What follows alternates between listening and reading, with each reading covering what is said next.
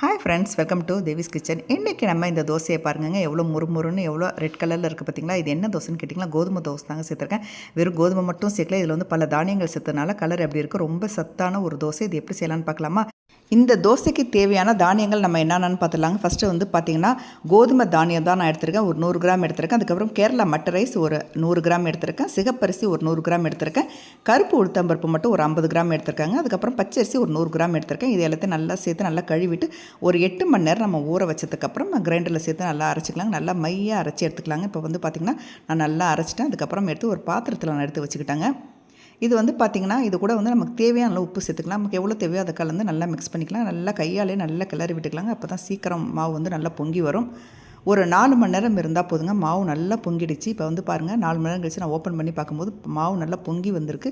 இப்போ நல்லா கரண்டியை வச்சு நல்லா மிக்ஸ் பண்ணிக்கலாங்க. மிக்ஸ் பண்ணதுக்கப்புறம் தோசைக்கல்லை வச்சு நான் தோசையாக ஊற்றிக்கிட்டேன். நல்லா மொறு நல்ல தோசை, அவ்வளோ மாவு தோசை மாதிரியே வந்துச்சுங்க. அதுக்கப்புறம் வந்து பார்த்திங்கன்னா நம்ம வந்து இட்லியும் ஊற்றினா, இட்லி ரொம்ப டேஸ்ட்டாக இருந்துச்சுன்னா இட்லி ஊற்றினா, அதுக்கப்புறம் குழிப்பணியாரம் செஞ்சால் ரொம்பவே நல்லா வந்துச்சுங்க.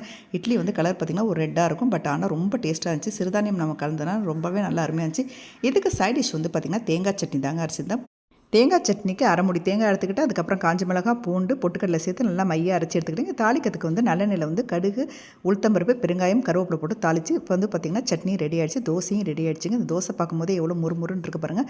கல் தோசையும் ஊற்றினாங்க, இது இட்லியும் ஊற்றினாங்க. அதுக்கப்புறம் வந்து பார்த்திங்கன்னா கொழுப்பு நேரமும் நான் ஊற்றினேன். எல்லாமே ரொம்ப டேஸ்ட்டாக இருந்துச்சு. இட்லி வந்து கலர் வந்து பார்த்திங்கன்னா ஒரு ரெட்டாக இருந்துச்சு, பட் ஆனால் ரொம்ப டேஸ்ட்டாக நல்லா இருந்துச்சு. ஒரு சத்தான சிறுதானிய இட்லி தோசை கொழுப்பு நேரம் செஞ்சாங்க. நீங்களும் இதே மெத்தடில் செஞ்சு பாருங்கள். ரொம்ப டேஸ்ட்டாக இருக்கும். தோசையே பாருங்கள் எவ்வளோ அழகாக வந்திருக்குன்னு. இந்த வீடியோ பிடிச்சிருந்தா லைக் பண்ணுங்கள். தேங்க்யூ.